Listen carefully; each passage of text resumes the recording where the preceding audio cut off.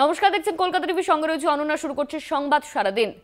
জাতীয় নির্বাচন কমিশনের আচমকা ইস্তফা জাতীয় নির্বাচন কমিশনের। ভোট ঘোষণার আগেই পদত্যাগ করলেন অরুণ গোয়েল। অরুণ গোয়েলের ইস্তফা গ্রহণ করেছেন রাষ্ট্রপতি। কেন গোয়েলের পদত্যাগ তা এখনো স্পষ্ট নয়। ভোট ঘোষণার আগেই পদত্যাগ করলেন অরুণ গোয়েল। ভোট ঘোষণার আগেই পদত্যাগ অরুণ গোয়েলের। আচমকা ইস্তফা জাতীয় নির্বাচন কমিশনারের। কেন গোয়েলের এই পদত্যাগ তা এখনো স্পষ্ট নয়। অরুণ গোয়েলের ইস্তফা গ্রহণ করেছেন রাষ্ট্রপতি। অরুণ গোয়েলের ইস্তফা গ্রহণ রাষ্ট্রপতির। আচমকা ইস্তফা জাতীয় নির্বাচন কমিশনারের। ভোট ঘোষণার আগেই পদত্যাগ করলেন অরুণ গোয়েল। অরুণ গোয়েলের ইস্তফা গ্রহণ করেছেন রাষ্ট্রপতি। কেন গোয়েলের পদত্যাগ তা এখনো স্পষ্ট নয়। তবে কি কারণে গোয়েল পদত্যাগ করলেন তা এখনো পর্যন্ত জানা যায়নি। আচমকা ইস্তফা জাতীয় নির্বাচন কমিশনারের। ভোট ঘোষণার আগেই পদত্যাগ করলেন অরুণ গোয়েল।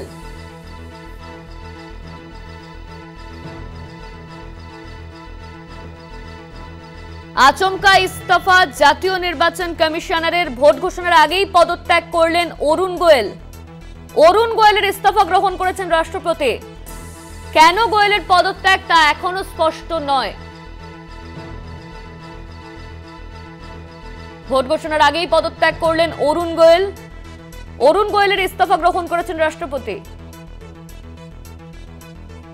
ভোট ঘোষণার আগেই পদত্যাগ করলেন তিনি। কেন গোয়েলের পদত্যাগ তা এখনো স্পষ্ট নয়। জাতীয় নির্বাচন কমিশনারের ইস্তফা।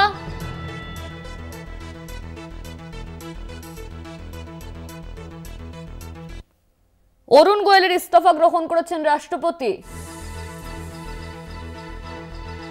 তৎকালীন মুখ্য নির্বাচন কমিশনার ছিলেন সুনীল অরোরা। জাতীয় নির্বাচন কমিশনের শূন্য পদ বেড়ে দাঁড়ালো 2। 2019-এ পদত্যাগ করেছিলেন অশোক লাভাসা।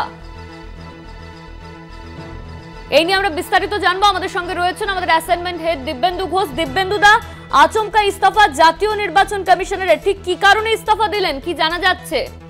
দেখো, এই যে কারণ যেটা তুমি বললে সেই কারণটা কিন্তু এখনো স্পষ্ট নয়। তার কারণ এখনো পর্যন্ত ভোট ঘোষণা হয়নি, অর্থাৎ ভোট ঘোষণার যে নির্ঘণ্ট সেগুলো প্রকাশ করা হয়নি। যেটা বলা হচ্ছিল সূত্র মারফত, কমিশন সূত্র মারফত, যে ভোট ঘোষণা হতে পারে কিন্তু আগামী সপ্তাহে। কিন্তু তার আগেই জাতীয় নির্বাচন কমিশনার অরুণ গোয়েল তিনি পদত্যাগ করেছেন এবং 2027 সাল পর্যন্ত তার কিন্তু মেয়াদ ছিল। কিন্তু কি কারণে হঠাৎ তিনি পদত্যাগ করলেন? কারণ আমরা দেখেছি দুদিন আগেই কিন্তু কমিশনের ফুল বেঞ্চ তারা কিন্তু রাজ্য থেকে ঘুরে গিয়েছিল। তারা মুখ্য সচিব, ডিজি এবং বিভিন্ন জেলার যে এসপি এবং ডিএম অর্থাৎ জেলা শাসক তাদের সাথে কিন্তু তারা বৈঠক করেছিল এবং বৈঠক করার পরে তারা কিন্তু অত্যন্ত কড়া বার্তা দিয়ে গিয়েছিলেন যে মুখ্য নির্বাচন কমিশনার রাজীব কুমার, তার সঙ্গে অরুণ গোয়েল এসেছিলেন। এবং স্বাভাবিকভাবে যেটা হয় সেটা হচ্ছে যে জাতীয় নির্বাচন কমিশন, সেই কমিশনে কিন্তু 3 জন নির্বাচন কমিশনার থাকতে পারেন। এই রাজীব কুমার তিনি মুখ্য নির্বাচন কমিশনার, তার সঙ্গে ছিলেন অরুণ গোয়েল। এবং এর আগে 2019 সালে একটি মতবিরোধ হয়েছিল নির্বাচন কমিশনের মধ্যে। সেই মতবিরোধটা ছিল যে 2019-এর যে লোকসভা ভোট, সেই লোকসভা ভোটে প্রধানমন্ত্রী নরেন্দ্র মোদী তিনি বারাণসী থেকে তিনি ভোটে দাঁড়িয়েছিলেন এবং তখন তার বিরুদ্ধে নির্বাচনী বিধিভঙ্গের অভিযোগ উঠেছিল।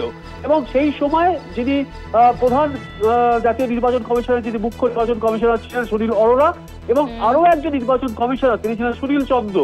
এই সুনীল চন্দ্র এবং সুনীল অরোরা তারা কিন্তু সেই সময়ে প্রধানমন্ত্রীর যে নির্বাচনী বিধিভঙ্গের অভিযোগ উঠেছিল নরেন্দ্র মোদীর বিরুদ্ধে, সেই ব্যাপারে কোনো ব্যবস্থা বা পদক্ষেপ করার ব্যাপারে পক্ষপাতী ছিলেন না। কিন্তু সেই সময়ে নির্বাচন কমিশনের যে আরেক নির্বাচন কমিশনার অশোক লাভাসা তিনি কিন্তু প্রধানমন্ত্রী অর্থাৎ নরেন্দ্র মোদীর বিরুদ্ধে কিন্তু ব্যবস্থা গ্রহণ করা অর্থাৎ পদক্ষেপ করার ব্যাপারে তিনি পক্ষপাতী ছিলেন। এবং তারপরেই কিন্তু তাকে ইস্তফা দিতে হয়। যেটা জানা যায় যে অশোক লাভাসা 2019 সালে জাতীয় নির্বাচন কমিশনের পদ থেকে ইস্তফা দেন এবং এখনো পর্যন্ত অর্থাৎ 2000 সেটা কিন্তু চলে এলো, তারপরেও কিন্তু এই অশোক লাভাসার জায়গায় কোন নির্বাচন কমিশনার কিন্তু এখনো পর্যন্ত নিয়োগ হয়নি। অর্থাৎ 2 জন নির্বাচন কমিশনার ছিলেন, মুখ্য নির্বাচন এবং অশোক লাভাসা যদি এখনো পর্যন্ত তিনি থাকতেন তাহলে কিন্তু তিনি মুখ্য নির্বাচন কমিশনার হতেন, এবং যেহেতু তিনি পদত্যাগ করেন তারপরে মুখ্য নির্বাচন কমিশনার হন রাজীব কুমার এবং তার সঙ্গে ছিলেন অরুণ গোয়েল। এবং যেটা জানা যাচ্ছে অত্যন্ত বিশ্বস্ত সূত্র মারফত যেটা জানা যাচ্ছে যে এই মুখ্য নির্বাচন কমিশনার রাজীব কুমার তার সঙ্গে মতবিরোধ হয়ে থাকতে পারে এই অরুণ গোয়েলের বিভিন্ন বিষয় নিয়ে, যে কারণে তিনি ইস্তফা দিয়ে থাকতে পারেন। তার ইস্তফাপত্র তিনি পাঠিয়ে দিয়েছিলেন রাষ্ট্রপতি দ্রৌপদী মুর্মুর কাছে, দ্রৌপদী মুর্মু সেটি গ্রহণ করেছেন এবং সেটি গৃহীত হয়েছে।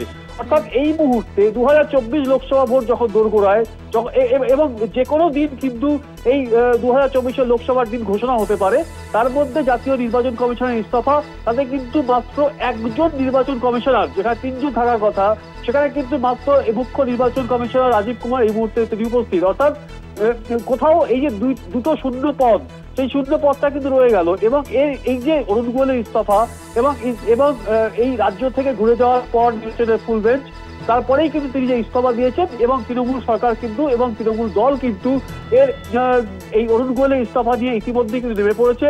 যেটা তৃণমূলের যিনি মুখপাত্র দেবাংশু ভট্টাচার্য তিনি কিন্তু অত্যন্ত একটি তাৎপর্যপূর্ণ টুইট করেছেন। তিনি যেটা লিখেছেন যে নির্বাচন কমিশনারের পদ থেকে অরুণ গোয়েলের ইস্তফা কেন, তাহলে বাংলা থেকে ঘুরে যাওয়ার পর কোথাও কি ওপরওয়ালার কাছ থেকে কোনো এমন কোনো পদক্ষেপ করার বার্তা গিয়েছিল নির্বাচন কমিশনারদের কাছে, যে বার্তাটা গ্রহণ করেননি অরুণ গোয়েল এবং তারপরেই কিন্তু তাকে পদত্যাগ করতে হলো। তাহলে এই বিষয়টা কিন্তু সামনে আসছে এবং বিরোধীরা স্বাভাবিকভাবেই একদম ভোট ঘোষণার মুখে জাতীয় নির্বাচন কমিশনারের পদ থেকে অরুণ গোয়েলের ইস্তফা কিন্তু অনেকগুলো প্রশ্ন তুলে দিচ্ছে। কেন ইস্তফা দিলেন, কি কারণে ইস্তফা দিলেন, 2027 পর্যন্ত যার মেয়াদ রয়েছে সেই মেয়াদ শেষের আগেই তিনি কেন ইস্তফা দিলেন, এবং এমন সময় ইস্তফা দিলেন যখন কিন্তু 2024 লোকসভা ভোটের দিন ঘোষণা কিন্তু সময়ের অপেক্ষা, যে কোনো দিন হতে পারে। তাহলে কি এই যে সামনের সপ্তাহে যে দিন ঘোষণার কথা একটা বলা হচ্ছিল সেটা কি তাহলে পিছিয়ে যাবে, সেই প্রশ্নও কিন্তু রয়েছে। সুতরাং কোথাও একটা এই অরুণ গোয়েলের ইস্তফা শুধুমাত্র জাতীয় নির্বাচন কমিশনের পদ থেকে ইস্তফা নয়, কোথাও কিন্তু অনেকগুলো প্রশ্ন তুলে দিয়ে গেল এবং 2000 লোকসভা ভোটের আগে জাতীয় নির্বাচন কমিশনের পদ থেকে অরুণ গোয়েলের ইস্তফা কিন্তু বড়সড় একটা বিতর্কেরও কিন্তু জন্ম দিয়ে গেল। ধন্যবাদ। আমাদের সঙ্গে ছিলেন আমাদের অ্যাসাইনমেন্ট হেড দিব্যেন্দু ঘোষ।